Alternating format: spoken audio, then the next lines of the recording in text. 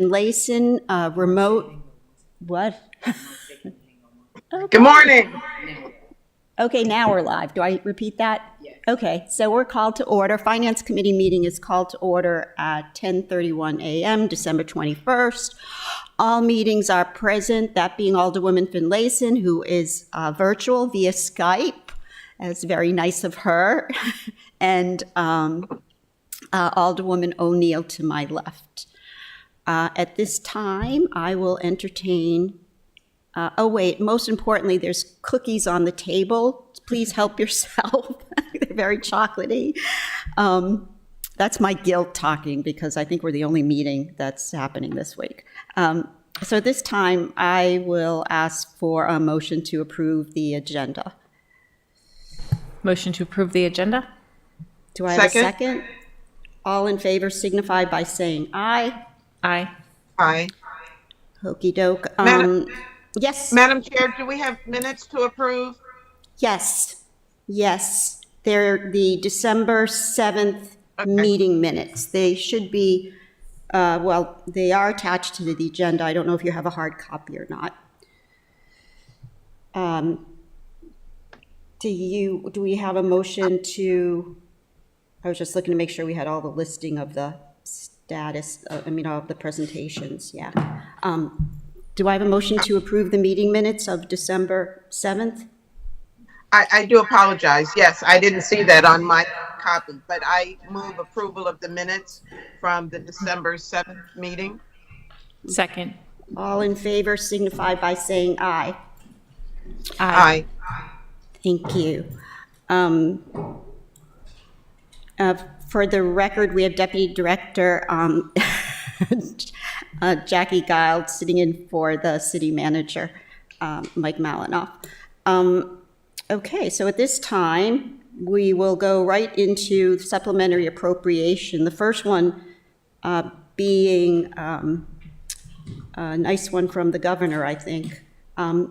We have a representative from the police here to speak to it. If you want to come to the table and talk about for the public's knowledge, it's a $5,000 grant from the Governor's Office of Crime Control and Prevention for the Maryland Criminal Intelligence Network subgrant. Yes, so the EMSIN grant, as can we you call identify yourself? I'm sorry, I'm Acting Captain Dave Migueth with the Indianapolis Police Department. Good morning. Hi, good morning. You're acting what? Is that Captain. Acting Captain. Oh, I'm a lieutenant, you're always acting? but I'm in a position where I act as a captain. Oh. Most times I do a good job acting. So the EMSIN grant, we've had for a number of years directly from the state. This year, we decided to get the grant directly from the state under a different grant, the Gun Violence Reduction Grant, and we're getting our EMSIN money through the county. So the county historically has also gotten the EMSIN grant from the state, and so this year, we're a sub-recipient through the county. Oh. So how much do they get? The county? I don't know off the top of my head. I'm sorry. They awarded us the $5,000, and if once we use that $5,000, if we still have a need for more, then we may be able to get more from them for further operations.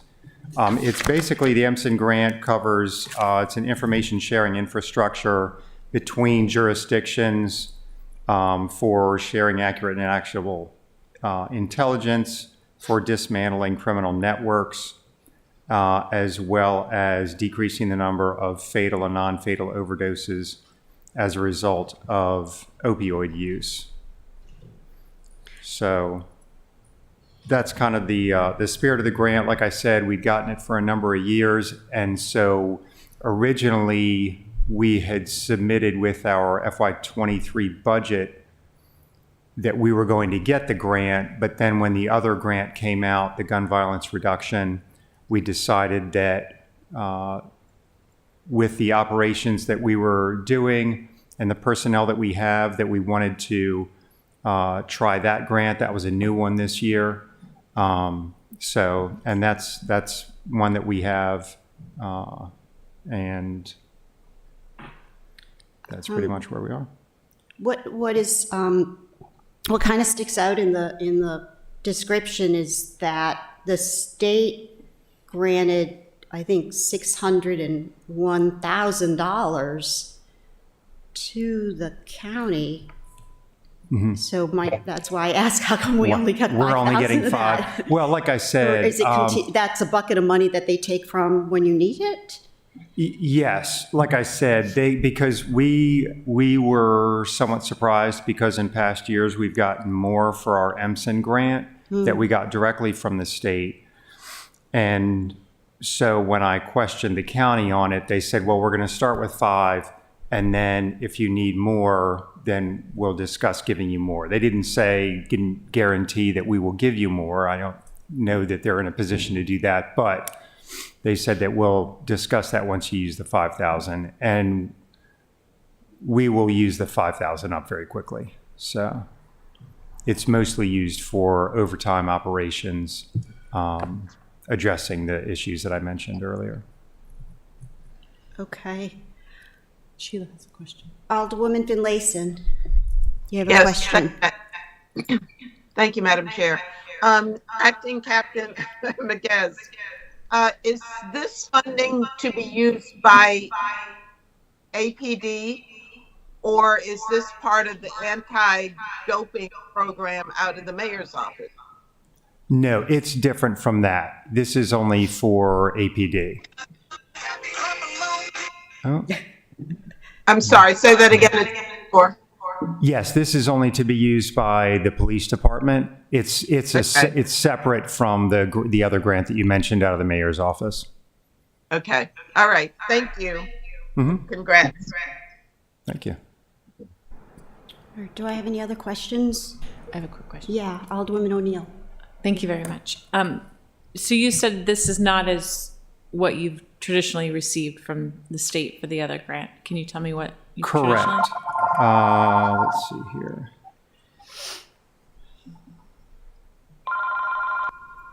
If you give me a minute, I can let you know. So let's see here. In FY22, so we typically, under the EMSIN grant, in FY22, we got 137, I'm sorry, that's not our portion.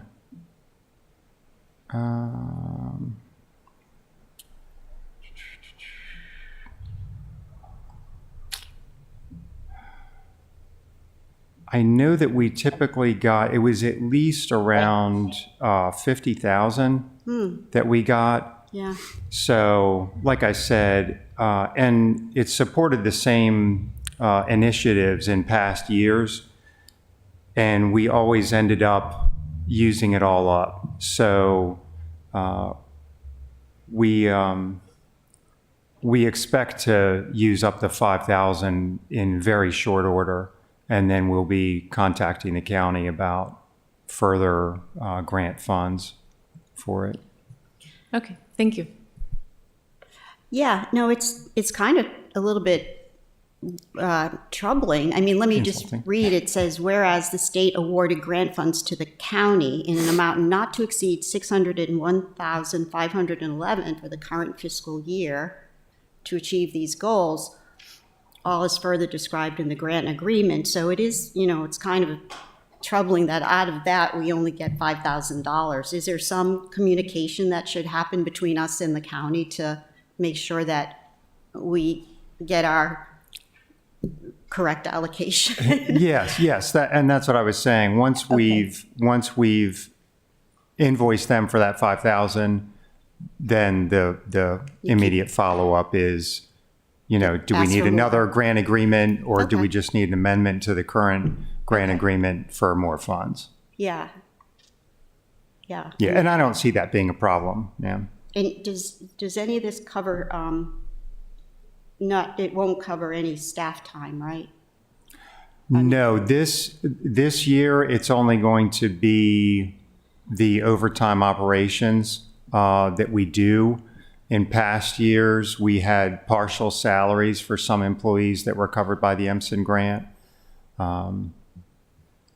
Okay. But yeah, Yeah. so, Okay. The reason that I'm concerned and sort of watching this is that we have temporarily put money in the budget for staff, and it's not, we don't have it in as continuous. We just have it for this year. So anytime there's opportunity like this to get money, if can be allocated to staff, would be very beneficial, because we're going to have some tough questions next year on whether we keep those positions that we added Of on a course. temporary basis. So, yeah. okay, thank you. Any other questions? If not, I'll have a motion for a favorable recommendation. I'll accept a motion for a favorable.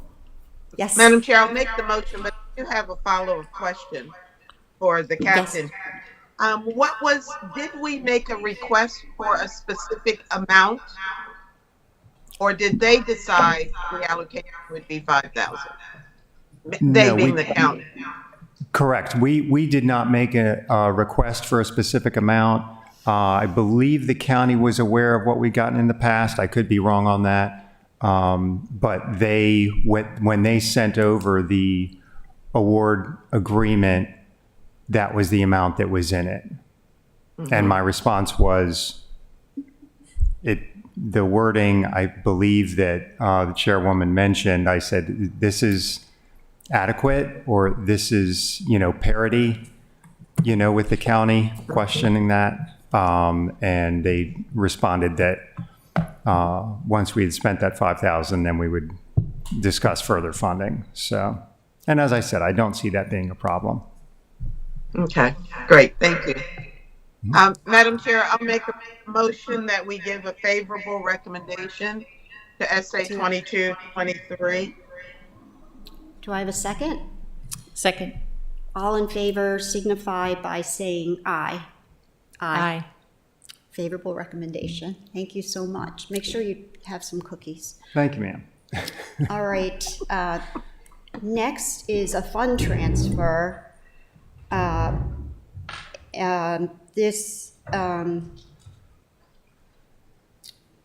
This is a multiple line item fund transfer. The background on this, it's FT, what are we calling it? FT1. Oh, it's our first fund transfer of the fiscal year. For background, Ms. Connolly is here. Do you want to speak from there? Oh, right. Okay. Sure, yeah. Yeah. Katie Connolly, budget manager. I can walk you through. Yeah. What we did in the FY23 budget was, since union negotiations were ongoing, we placed a placeholder in our non-allocated, which is under finance, for anticipated costs as a result of union negotiations. So we put $5.1 million there. And because of the dollar amount this is just allocating out the actual expenses related to that for each department. Because of the dollar amount, we have to bring this before you all. Is this? It was a two-step thing, though. We had a placeholder in the mayor's budget, but then we knew of the real number. That's correct. We originally had 3.7, Right. and then we added to that using ARPA. I think it was $883,000 of ARPA, and then $500,000 of police turnover to get to the 5.1. And we did that through an amendment process. And right, so then we had an approved budget of the 5.1 included for this impact, for lack of a better word. That's correct. Are the sources of the funding, when you say ARPA, is that all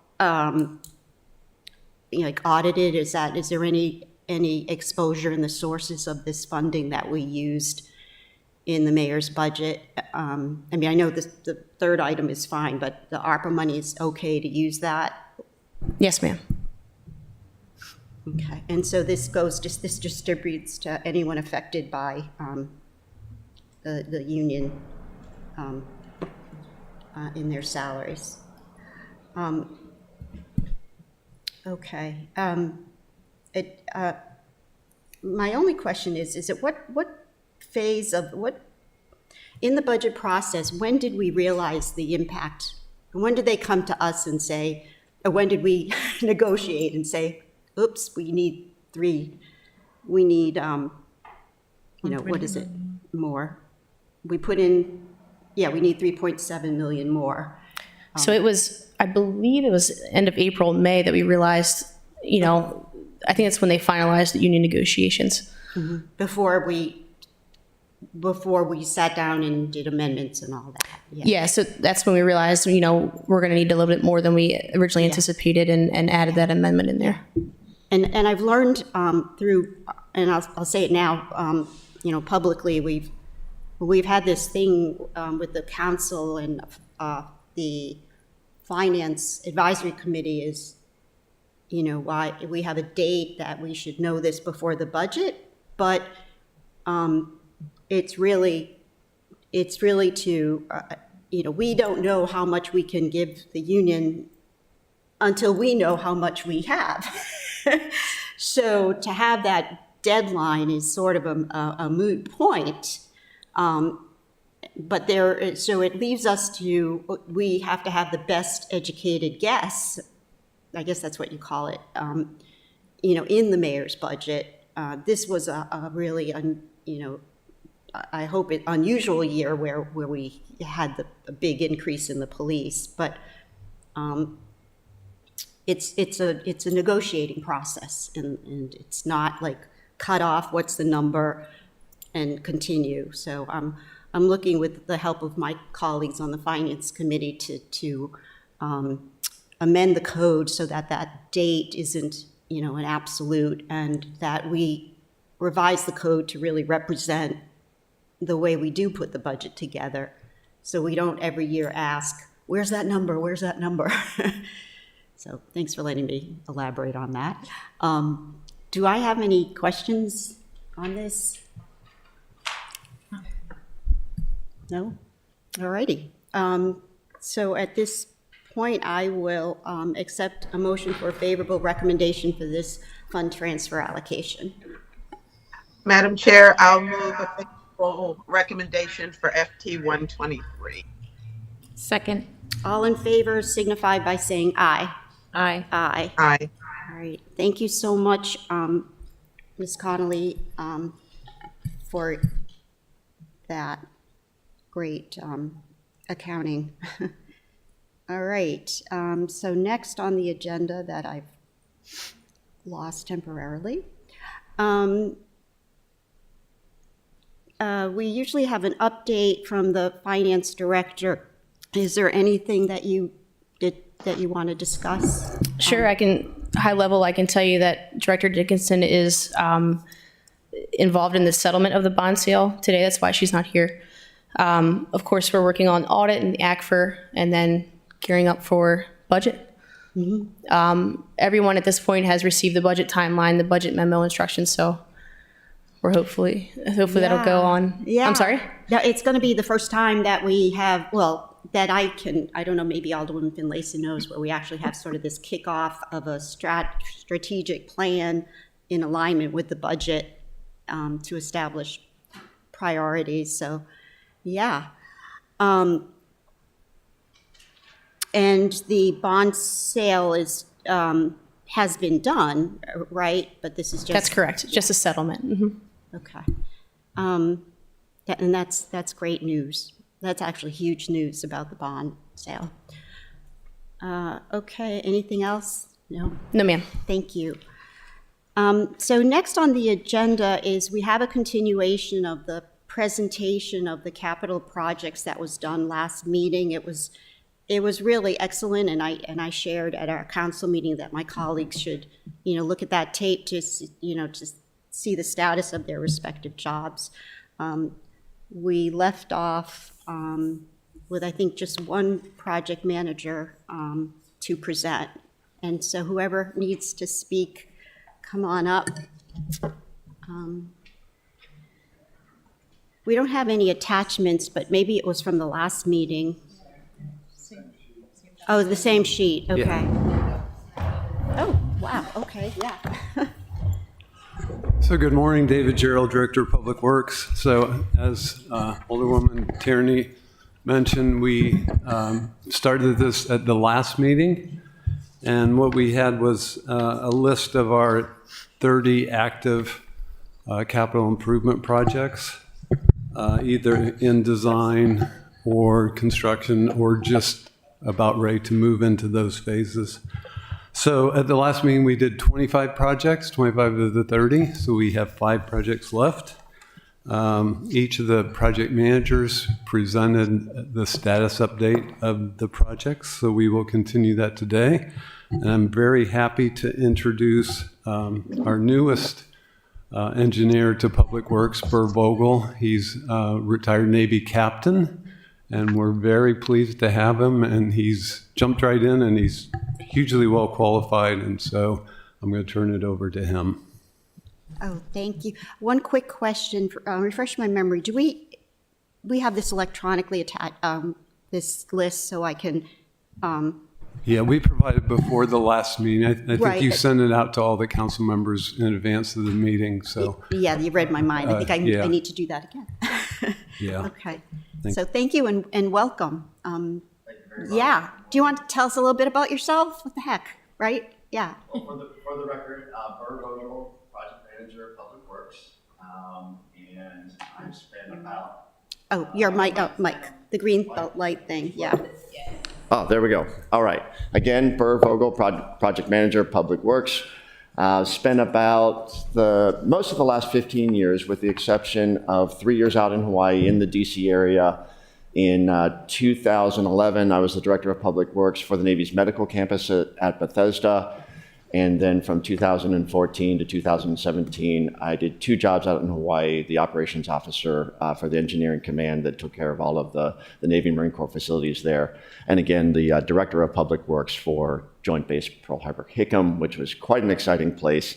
It's certainly the largest installation in the Navy's inventory and one of the largest DoD installations in the world, with about 15,000 employees coming to work there every day. What was that, NAVC or? That was for the Naval Facilities Engineering Command, as well as the Navy Installations Command. You have 2 roles in that position. That's great. Congratulations, and especially to you, Director. I see you smiling. All right, so it's really great. It's wonderful to be here and to be working where I live, out on off of Bay Ridge Road. oh, you live in the city limits? I do. I live in the city, Oh, wow. behind the Giant. Oh, great. Yeah, that's Alderman Savage's ward. Yeah, great. Correct. In his neighborhood, in fact. Wow. Okay. All right. So I'll go ahead and get started with project number 26 on the list. This is the Cheston Avenue Street End Park. This project is grant funded. It is for a bulkhead and replacement and floating dock. And the invitation for bids should go out any day.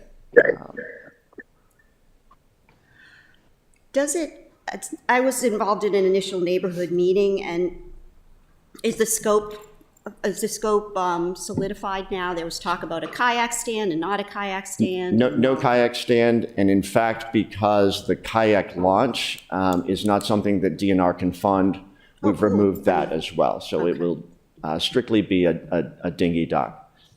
Okay. Yeah, because there was, concern about, like you had at the ramp, the parking impact. So anyways, okay, sorry. Next. Okay, next project is very similar to Cheston. This is at 6th Street End Park in Eastport.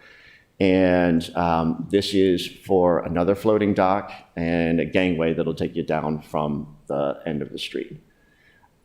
This project has a concept design and currently in the process of awarding the full design for permitting, which should be about a 12-month process before we can go out for construction bids. is that, that doesn't go by any other name, right? It's just 6th Street? Right, it's just if you go over the Spot Creek Bridge, right onto 6th Street, and you keep driving straight, Yeah. you'll end up at the water, and that's where this one is located. Question, does it have any potential of being an electric taxi drop-off? Was that the 5th Street one? That was 5th Street that we were looking at, partly because that area needs to be repaired and updated. But also there's that parking garage right next to it. Right. Which, parking may be an issue for the electric ferry. So Right. it seemed, and again, when we do the feasibility study, we're going to look at all the options that are available to us, but that was sort of the leading option, was Yeah. 5th Street. Well, that's what you had said last time, and then I just, better to know now if there's any related infrastructure, so the answer's no. Good, okay, next. And this one is actually on Back Creek, so I don't think we would be running a taxi That's why I was across trying to Back Creek. visualize the numbers. Okay, yeah, so that's not an issue. Okay, next. Okay, next project is the Annapolis Gateway Park. We also call this the Paddle Park. And this will be a waterfront park for non-motorized vessels and community boathouse is what we're looking at. Just in the very early stages here of going through the real estate process to acquire these parcels, or at least lease them out between the Navy and the state. Was this an amendment to our capital budget, or was this always in? I don't know. Yeah, this was amended just Yeah, maybe 2 months ago, so we Right. could add $10,000 for the Navy's part of the acquisition process. so do we have the land or not? No, yet? we're just we're- really just starting that process, and that's going to be a long process. What we're Okay. trying to do now is work with the county to get in there and clean up that area. The county brought on a contractor to do that work, and their proposal was $125,000. There's that much stuff in there that's going to cost $125,000, so we're scrambling to find money. The county's going to pay for most of that, but we'll pay for a bit of it as well. Are you familiar where this is? It's right behind the state archives. Right behind the state archives building off of Brow Boulevard, heading into the city. Yeah, right between the archives and College Creek, that place where the homeless have lived for years. That We've side. got all the homeless out, and now Right. we need to clean it up and then hopefully acquire the land to make it into a park. Any question, Alderwoman Finlayson? Go ahead. Yes, is the land county-owned, state-owned, and I know part of it is Navy? The land that we're acquiring, who actually The owns that? the land that we're acquiring is a mix. The Navy owns half of the area. That's the part along the water, and the state has the other half. Okay, so the county has no part of that, but they're helping us anyway to clean up and prepare it. Is Correct. that what I'm hearing? Yeah, Okay. yeah. So the first thing we want to do is just go in and clean up all of the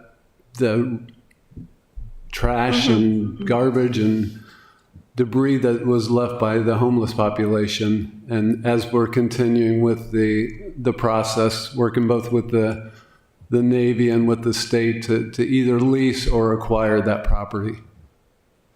So I was just split trying to within- figure, Yeah, I was just going to say it's split almost right down the middle longitudinally. So the segment that's closest to the road is the state highway, and then the other half is the Navy. I was just trying to figure out where the county fit into that. But if they're just providing the funds to help us clean it up, then that's fine. That's clear for me. I guess my second question is, and I apologize because I get big feedback that you guys are not hearing, but No, we can hear you. but is the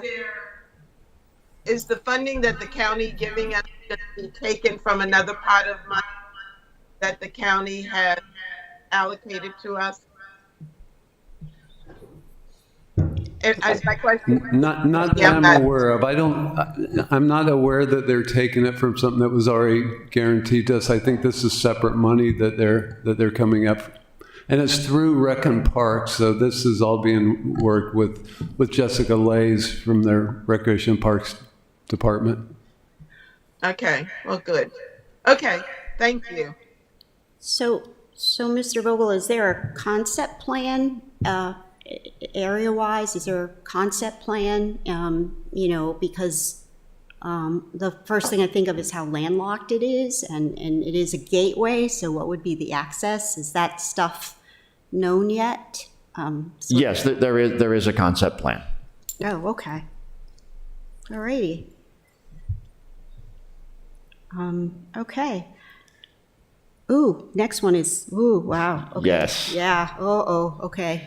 Take a number, what street? Right. So Yikes. Yeah. the last project that I'm going to discuss this morning is the utilities undergrounding right here in the historic district. The primary driver to the project is to bring the overhead electrical lines and communications lines down into the street. But at the same time, we would take the opportunity to take care of a whole street approach with all of our city-owned utilities, as well as the BG&E gas and electric, to make sure that everything was modernized while we would have a street closed and we're trenching, doing all of that disruptive work. The streets we're talking about are Maryland Avenue, Prince George, East Street, and Fleet Street. The initial grant funding that we have from the state is in the amount of $250,000. I know the CIP book is showing $500,000, but what we actually have in hand now is $250,000. I thought there were two allocations. I'm sorry, I don't have that data in front of me. The state, I think there were two allocations. I'm not sure if the two allocations stole the 250 or each one was 250. We'll Yeah. check that. Okay, so I've got to find another grant then. yeah, Maybe, yeah. Okay. maybe, yeah. I know there were two allocations, and maybe the first one was, I know it was like just enough for design stuff or whatever, but yeah, I know that this is near and dear to State Senator Alfred's heart, because she lives on Prince George. Random question, and I should know the answer to this. Maybe it was a lessons learned, but Cornhill Street, the utilities are not buried, right? Or did they get buried? That was a perfect case of, as Sam knows, opening up the street. Yeah, Sam can address Yeah, that. I think he was the only one here during that. Yeah. That was before my time, too. Yes, unfortunately, our original plan was we were going to underground utilities on that street. Yeah. And what my recollection is what happened was the residents and some in city government tried to expand the scope of the project repeatedly until we were unable to afford what they wanted. And what we ultimately did was BG&E came in and replaced the gas main. We replaced the water main. The sewer main seemed to be in good shape. And then we came back at, I want to say 4 or 5 years ago, and redid the curbing and sidewalk. But we did not underground the electric wires or the communication wires. BG&E came in immediately, I think, before we did our curbing work, and replaced the poles with new poles. And I think they, as I recall, they reran the wires. And Verizon, shockingly, actually cleaned up some of their rats' nests that were hanging from those poles. Yeah. I know BG&E did a lot of stuff under there. I don't know how there's room for anything else. Anyway, so they go to the end of the list then, I guess, looks like. And that's like, Alderwoman Finlayson has a question. oh, Alderwoman Finlayson, go ahead. Yeah. Thank you. I think we should call this the Dick Israel Project because he introduced this 10, 15 years ago, and encouraged action, I'll just say. I guess my question is, are we getting any state funding to support the undergrounding? If I recall, there was an agreement that the state would help us fund at least the streets that are directly off State Circle. Mr. Bryce, do you recall any sort of state funding that could be revisited? Well, I'll jump in here, Alderwoman Finlayson. So the genesis of this most recent project is actually Robert Clark working with Senator Elfreth. And we didn't request funding for this, but Senator Elfreth provided for state funding anyway. So I think for 2 straight years, she's added funding to this project, and we'll look at that. I gave him bad information. I just recalled one of them, but I think it is 2 years, so we'll research that. But yeah, so this is strictly state funding that we have right now to kickstart this. And what we need to do is hire a program manager, because this is going to be a full program, because we're going to do block by block. And as Burr said, we'll do it on a whole street basis. So we'll contribute some money from water so we can address our water line and get a new water line in there, contribute a little bit from sewer so we can line the pipes. BGE will be contributing because they'll be upgrading their natural gas and then undergrounding their electrical system. And then we'll need some from Verizon and Comcast too, since they have communications cables. We had a big kickoff meeting maybe 18 months ago, and everybody was all in on this. So we just need to get a program manager so we can get the ball rolling. The 250, is that funding from the state? Yes. Okay. Yeah. So that's what Senator Elfreth has helped provide for. Yeah. So, okay. Correct. What is All right, Robert thank you. Clark's name for this? Do you remember what that I'm was? still going to call it the Dick Israel because that was the exception. It's better than Give Robert Clark's Clark name credit. for it. Something pornography, right? Question just from a fiscal standpoint.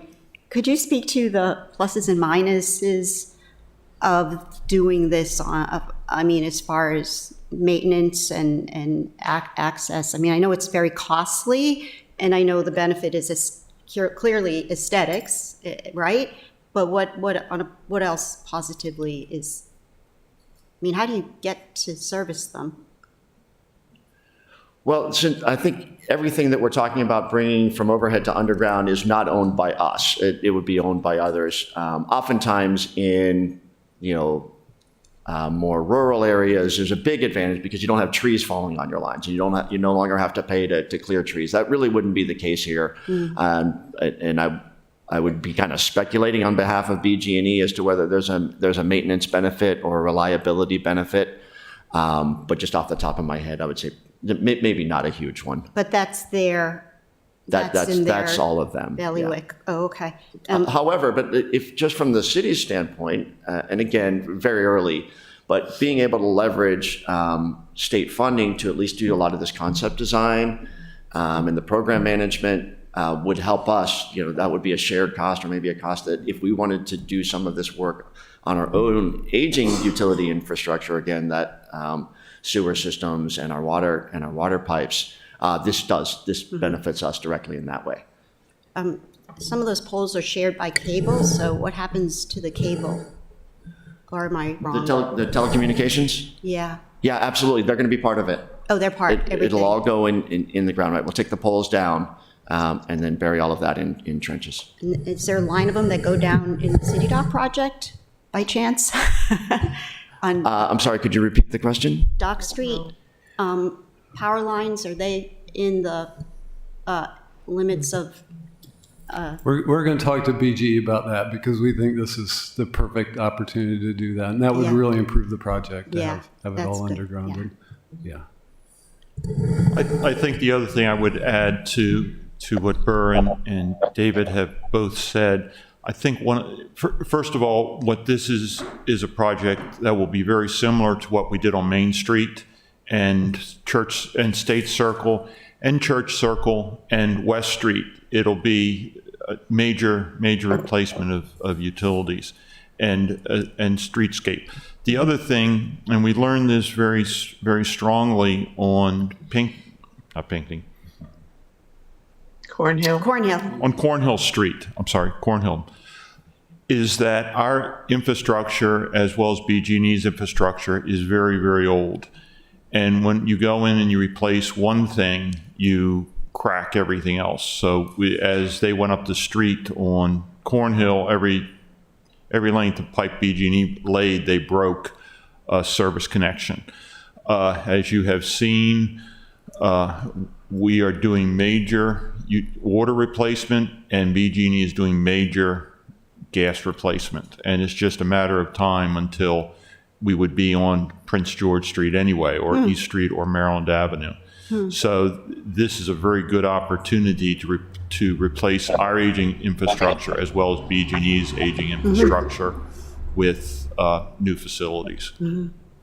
And and as we also know, looking at Prince George Street, they also have trees on them, and trees fall down during hurricanes and other storms, or just because they'd like to drop a branch. The other margin note is on Maryland Avenue, if we decide to distribute sprinkler lines, at that, right? Would be a good time to do that. Yeah. Okay. Thank you. Thank you very much. Thank you, and thank you for the cookies. Oh, yeah, eat them, please. Madam Chair. Yes. Oh, sorry, Alderman Finlayson. The last time we had Director Gerald present his list of projects, we published them so the community would be able to appreciate all of the projects that are in the works. So is there going to be an interest in doing a similar thing? I'll ask Director. We are happy to do that. We plan to do that. We also plan to, I think I mentioned in the last meeting, a status report that we have that lists target dates for the projects to put that online as well and make that available for the public to see. And that's an even longer list because that has some of the projects that are basically wrapped up but just not closed yet. And some that no work has started yet. So we will make those available.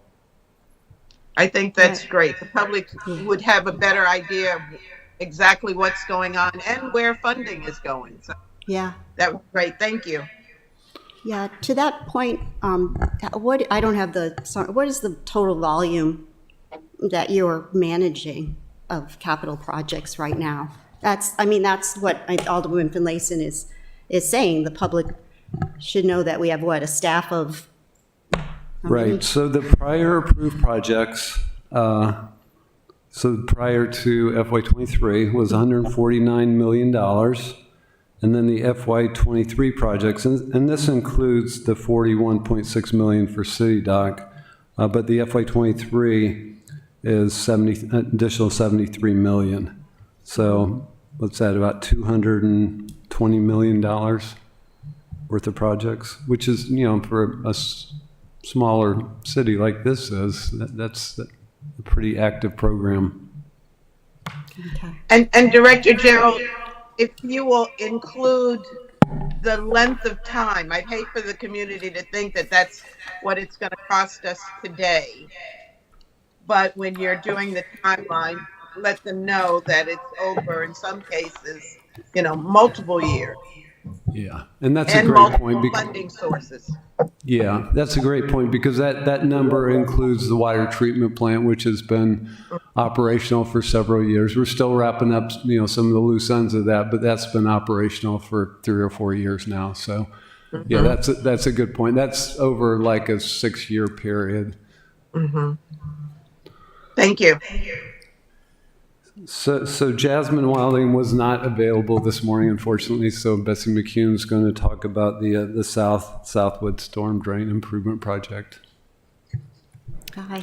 Good morning. Yes. Hi, Betsy McKeown, Stormwater Program Manager. Thank you for having us today. So the Southwood Storm Drain Improvement Project is moving forward. We applied for a FEMA grant a few months ago, and we are working on an RFP for planning and design work. And we anticipate the design kickoff late fiscal year 23 to get started early fiscal year 24. At that time, we will also be finding out about our FEMA grant funding, so we'll have a lot more information next year.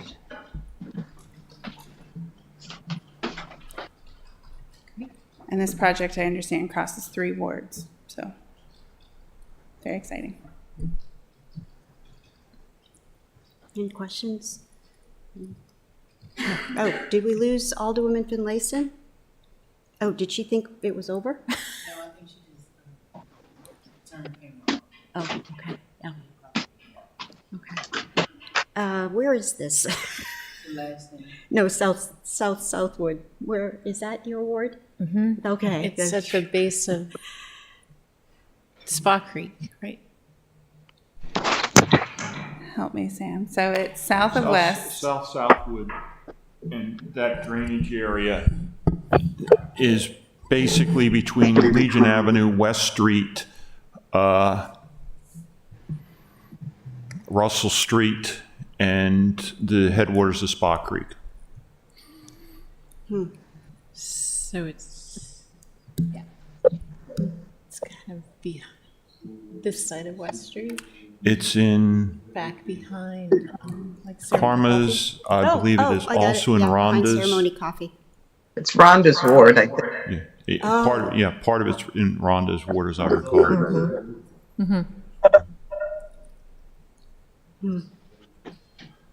Excuse me? Sheila's, I think. It might be. It's a very small corner of Yeah, Ward 4. yes, I believe so, part of Alderman Finlayson's ward. Over behind the Bates Heritage Park. The drainage area, I think, includes part of Bates, the Heritage Park there. But that's the very easternmost side of it.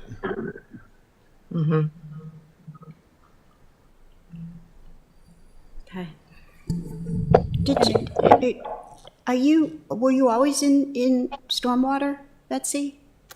Yes. Previous to this position, I was managing the Greenvest contract, which is the oversight of and program management of the MS4 program. So very involved in stormwater, but also had a lot of other projects.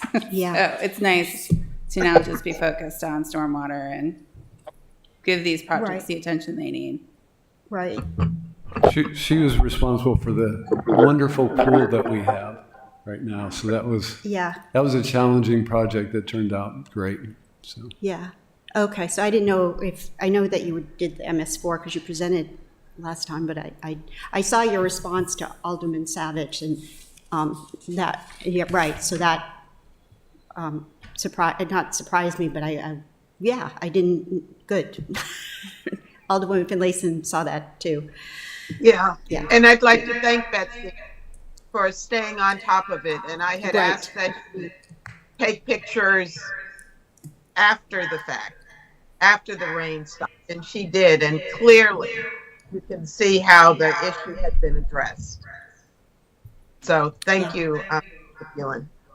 Yeah, thank you for that. Thank you. And we have great staff as well working on these and inspecting the site and making sure the contractors are doing what they're supposed to be doing. So, and they're back out there today because it's going to rain tomorrow. So they're just checking the site today and making sure that it's ready. Yeah. Yeah.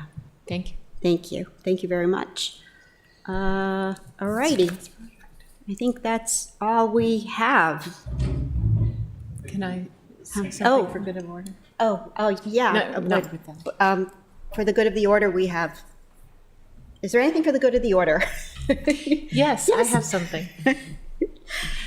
Go ahead, Alderwoman O'Neill.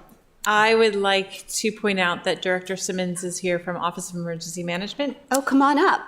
And working with Director Simmons, we are able to do a reallocation of some funds to continue the Food Friday program. So we will be able to continue that program through June of 2023. Thank you to Director Simmons for that. And between Alderwoman O'Neill and Director Simmons, Chief Simmons, could talk about how this has grown from your little space to the Yes. Pip Moyer. Yeah. So Kevin Simmons, the Director of Emergency Management, City of Annapolis. Alderwoman Finlayson, how are you? Cold? She's- What's the she's- temperature, Alderwoman Finlayson? Oh, did she She's freeze? frozen. She She must froze. be cold. It was a Freudian slip. Sorry. So did we already talk about the transfer of the, No, this is, go. We have not, because it was determined that the amount was not necessary to be under the Finance Committee's approval, so it'll go directly to the council. okay, great. And this is a worthwhile project. It's been, I want to say, at least 7 to 8 years in the making. It started as a Food Friday program in the reception area of the Office of Emergency Management. With the help from Robert Eads and the Anne Arundel County Food Bank, we assisted 14 families. And that was on a daily basis. And a few of you, I know, Alderwoman Tierney, you came over and helped us load boxes. Well, once the pandemic hit, there was 2 disparities that were identified early on with the underserved, the low-income communities. And that was healthcare, as we all know, and then food deficit. So to take that on, Food Friday program expanded to Tuesdays and Fridays. And we brought valuable foodstuff to various locations in the city. During that time, the Maryland Food Bank, Reverend Cheryl Menendez, and the mayor's office kind of joined us, and we started giving out food and taking it to various locations in the city. And today, the Food Friday program works out of Pip Moyer. It serves 205 families. There are over, how many volunteers do you think at this point? There's about 35. About 35? Very, very valuable. They make this effort work. I want to personally thank them for all the support for this program. But I want to give you some stats that you may not know about with the Food Friday program. So the number of persons served per week is 615. Out of that is 69 seniors and 178 children. They break down the boxes by a regular box is for a household of 2 to 4 people, and they have 102 of these. A family box is for households of 5 to 8 people, and they do 43 boxes, family boxes. And seniors, that's a household of 1 person. They currently have 60 single boxes. So every ward in the city benefits from this Food Friday program. In Ward 1, there's 21 boxes. In Ward 2, it's 80 boxes. Ward 3, 20 boxes. Ward 4, 26 boxes. Ward 5, 12 boxes. 6, 29 boxes. Ward 7, 8 boxes. And Ward 8, 9 boxes. So this, I think this 12,000 will get us to the end of the year. And hopefully, when we start doing budget and we do some enhancements, I want to take on funding this for the entire year. This is a worthwhile program. We still have food deficit issues in the city of Annapolis. We've been addressing them. This only goes to Annapolis citizens. It only goes to Annapolis citizens. And it's been pretty effective and impactful. Any questions? Alderwoman O'Neill, do you want to add to that? There's not a lot to add. It's an amazing program that is helping our city residents. We've seen a huge increase since the start of the 14 to 205. I happily can see the numbers. There are many times where we'll have a family who receives a box for several weeks, several months. They will get to the point where they feel like they can come off, which is great. It's not the original folks who we originally started with, so it has been a very positive impact on families being able to catch up where there was a deficit and eventually come off. And so we are constantly helping new families for this. So thank you very much, Director Simmons, for assisting and being a part of that as well as the start of it. So, And thank you for all your dutiful work with this. thank you. We couldn't do it without you. Thank you. Alderwoman Finlayson, do you have any questions? Not really a question, but I commend Alderwoman O'Neill and you, Director Simmons, for bringing this program to true fruition. And what is most appealing is that it is directly impacting our residents who are in the greatest need. My only regret is that I haven't had Friday to come and volunteer. I did a long time ago when the program started, but I will try to make a better effort to be there for days. I guess I do have a question or a comment, and that is, Director Simmons, you do an awful lot in your department with a handful of people. I think you need to talk to us about what your department really needs to be able to address the litany of concerns and issues that you address. You know, I know that you're a training ground for so many of the young professionals that come in, get their sea legs under you, and then go on to bigger jobs elsewhere. So you have that great impact. But I feel like we should be doing more to help you as far as staffing is concerned, because we keep asking more and more. And again, I always say we put more on already full plates. So you need to talk to us about what you really need in your department so that you can reach capacity. So whether that's a question or a comment, if you have a response, that's great. If not, I think my message is clear. Well, it's funny you mentioned that, and we'll be talking budget shortly, and we will be talking about some of those things. What's concerning with me right now is the fact that it's a demand on my department as far as assisting with grants. So we have the City Doc project. We're front and center with a lot of grants. A lot of these grants are very, very complex and very complicated.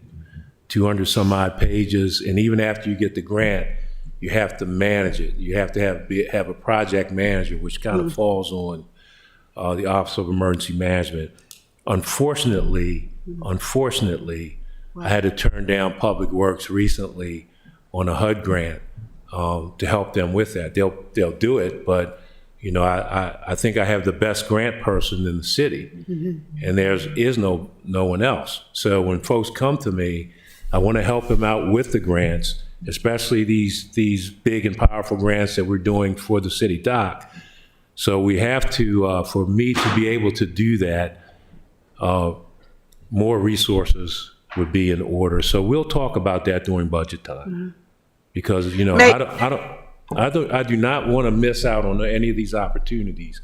And the Office of Emergency Management has gotten millions in grants for the city, and we want to continue to do so. However, we can only do so much when we have other duties and limited staff.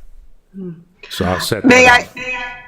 May I ask and correct me if I'm wrong, we used to have a committee made up of 4 or 5 people working on the grants for the city in various departments. What is it today? So, How many people are doing this today? What was it and what is it today? and I see Captain Miguez here.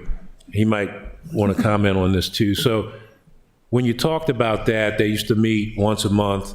You had 2 grant folks. One was Debbie, I don't know her last name, and one was Beth Hart in the police department. You had Jeannie Coughlin in the fire department. You had OEM, and you may have had a couple of other grant folks.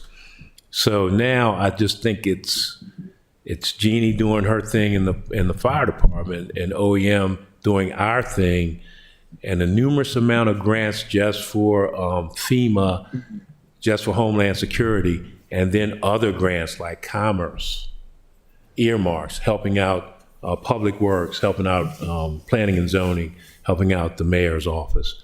And we can't keep up that pace. And we need these grant funds. And when I give my budget presentation, I'll lay out what we've already done, what's available, and why it's important that we have the resources to keep going down the road on this. Thank you. Yeah. Thank you. When you, that you're speaking of David Mandel, when you say Yes, the best grant. Dave Mandel, my deputy director. Correct, yeah. Actually, regionally, people seek him out for his knowledge on grants. They call him and say, Dave, what do we need to do? So we're fortunate to have him here. But, you know, what we can't do is he takes the work home with him. I can't pay him overtime. He's not eligible for overtime. I can give him comp time. And when he takes a comp time, that means he's off the floor for OEM. So we need to find a better way to make these things happen. Did we just, I'm asking my colleagues, did we just make a recommendation, or did we actually on grant? Because we had the same, it was just a recommendation, yeah. In our finance report last year, I mean, we should have a, you know, as Alderwoman Finlayson alluded to, a grant office almost. I mean, there's a lot of money there. You know, do we centralize it or make an accountable person in each department? I don't know the best way, but I do know that, you know, there's an opportunity. Do you have any thoughts on that, the best way? I do, and I want to, if I can, if I may, if it's all right with you, I want to save it for my budget conversation. Okay.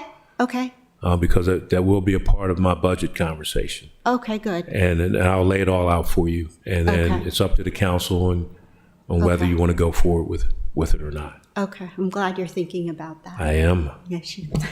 Madam Chair, we also have the grants administrator position in finance that was approved. We haven't filled it, and we're still developing that job description, but there might be, I mean, there's going to be a connect there. And that, correct, I'm sorry. No, go ahead. Was that to monitor the grant after we get them? It's the idea, I mean, it's still in its infancy stages, but the idea of it was to be this bringing the glue that brings all the departments together, right? And grant coordinator, right? Yeah, administers, right? Goes through all the grant agreements, make sure that we're adhering to the rules in that grant agreement.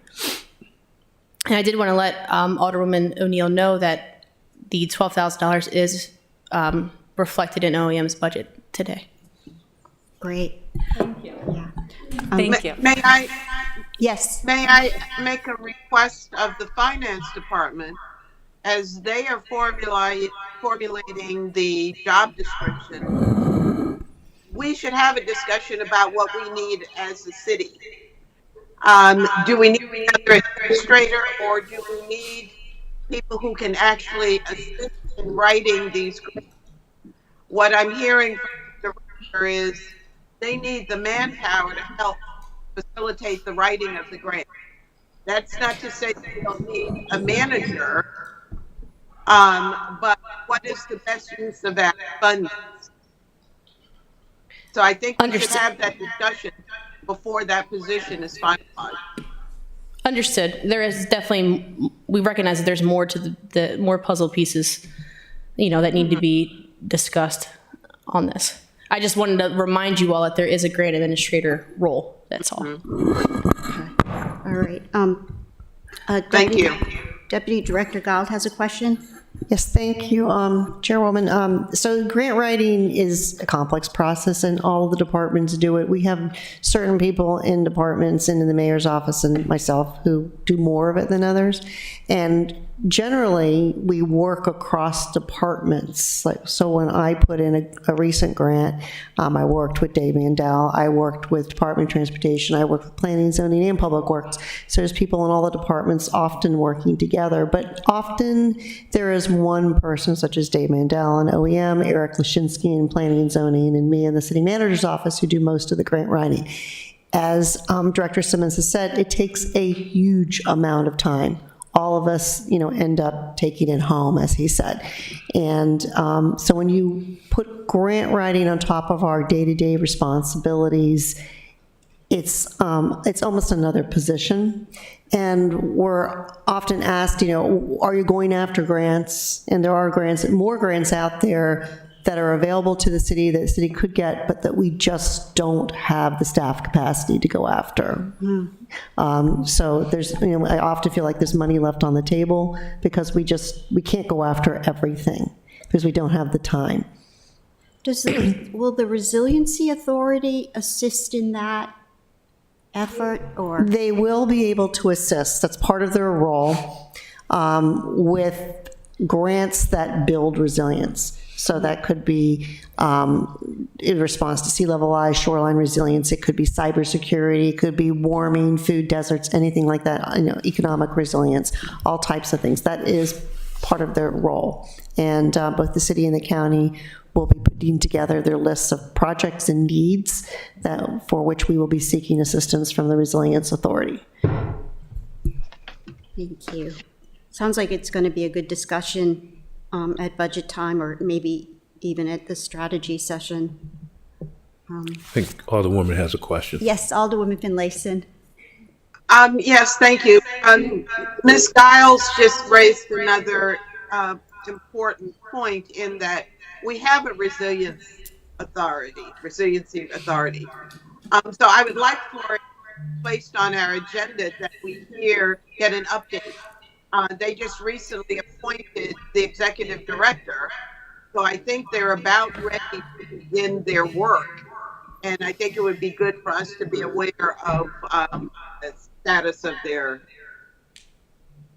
Yeah, that's a good point. I know the county, can you speak to that, Deputy Director? The county recently selected their director, and we have ours. Yes, Matthew Fleming, who was formerly with DNR, will be joining the Resilience Authority as its director officially in January. He was at the board meeting last Thursday night that I attended as an advisory committee member.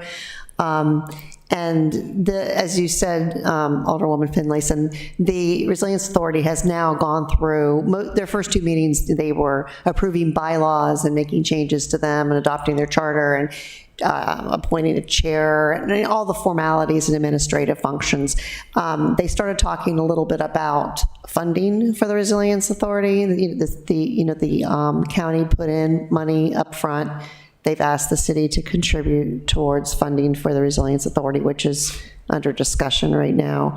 And then what it seemed to me was that they're going to start the real work in January. That's when we start needing to talk about projects that need funding. We know that City Dock is on the top of their list for the city as a first project, but other things can be put on that list and moved up in priority.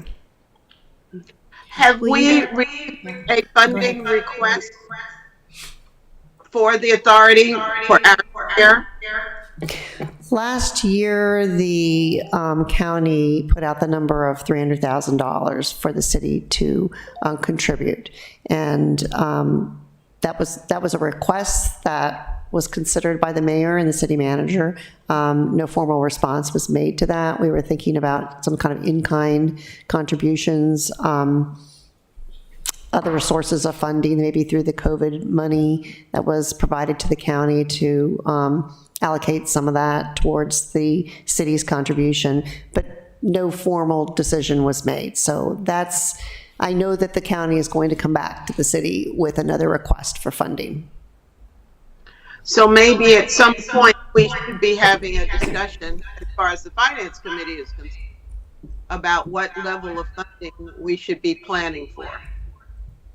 Yes, that would be appropriate. Would you be the one to report on the status if we add that to our Finance Committee agenda? Since I'm on the non-voting advisory committee to the board, I can do that, yes, because I attend the board meetings. Yeah, so go ahead, Alderwoman. Do we have a representative on that as a voting member, do we not? Yes, we do. We have 3. Okay. So it may be good to have them come before us, just to share with us what they see, not in lieu of you, Ms. Giles, but in addition to, so that they will feel a part of us and will be comfortable with sharing with us their efforts. I agree, yes. Is there interface, again, coordination, is there interface between that effort and the OEM effort on, resiliency projects? We do, and would the MER project be a part of that? And do you want to talk to them about the MER project? Well, it's not part of the Resilience Authority's work, but the recommendations that the Military Installation Resilience Review that we've been working on with the city is the project lead, we're working with the county and the naval installation on resilience efforts that also impact mission readiness. The recommendations will be coming out in January, and so those recommendations could be projects that the Resilience Authority could come up with funding. But Director Simmons is also a member of the advisory committee, as is Director Laplace and Jarrell. Okay. Yeah. And you all have the hazard mitigation plan that you have to vote on probably February or March. This is the updated. Update again. Yes. Okay. Will that be ready in February? I know the deadline is March. It's tight. Yeah. It's tight. We think February or March, more than likely, probably March. So, and that brings up a point. The Resilience Authority asked both the county and the city at their last board meeting where our hazard mitigation plan was, the status of it, as well as our comp plan. So they want to look at our comp plan and our hazard mitigation plan for opportunities for funding projects. And I told them I would provide both when they were ready. Do we have a completed comp plan? I touched base with Eric Lashinsky. I'm sorry, I interrupted you. No, that's okay. I know we're having with the transmittal, but I don't recall us approving the new comp plan. No. It's supposed to be coming. Yeah, I touched base with Eric Lashinsky about that last week, and he said it will be probably in the early spring when it comes before City Council for approval. Mm-hmm. So that means it can't go before the other board until it's finalized. Correct. Okay. My question is, and maybe I don't understand, is on the resiliency authority, I thought that was going to open up funding for City Doc. Yes, that's still the plan. Okay. That they would seek funding to complete. Additional funding. Additional funding, Okay. right. Okay, so that was, yeah, I just don't want to lose sight of that. That was the big understanding I had, that there's a lot of green money out there, hopefully, and that this is, that Senator Alfred did the enabling legislation, and we did the legwork, and so now it's finding that money and yeah. And having mechanisms in place to successfully get that money. Yes, okay. So when, just let me know when is Okay. you have enough, valid information to update us. Okay. I don't want to ask you to come in if there's nothing to report. There's another board meeting in January with the Resilience Authority, so that might be a good time after that board meeting Yeah. to do an update. Okay, okay. And then we're still on for the good. One thing I wanted to add about Food Friday is just one of my observations is I guess it's the county food bank where we get the food.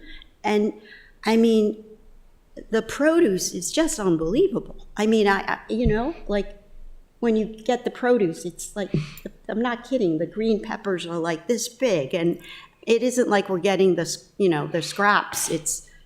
I mean, I know we could do better on meat, but the produce is just all year. I mean, buckets, and last time we had buckets and buckets, boxes and boxes of oranges. And so kudos to however that happens. You know, I just sent them a donation. They do such a great job. I sent them a donation. I would encourage anyone, if they can, to send a donation to the Anne Arundel County Food Bank. Food bank, yeah. They help us out. They help the city out. Yeah. They help the county out immensely.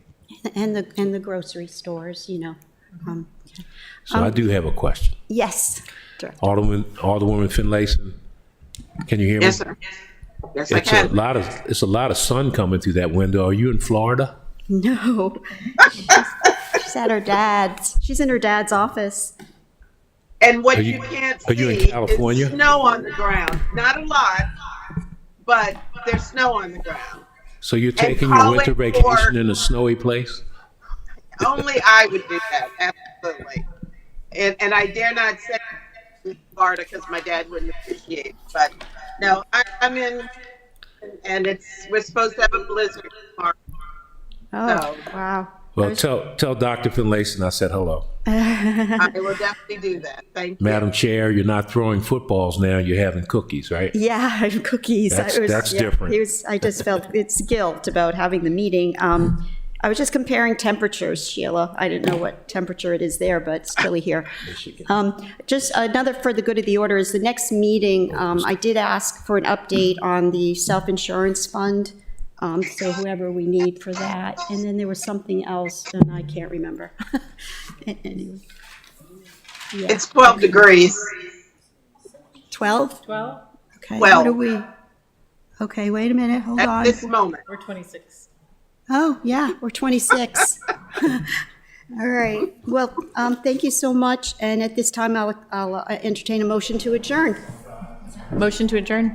Do I have a second? Second. All in favor signify by saying aye. Aye. Aye. Happy holidays. Merry Christmas, everyone. Merry Christmas, Happy New everybody. Year. Happy holidays. Bye. Thank you, Sheila. Bye. Bye-bye. Travel safely, everyone.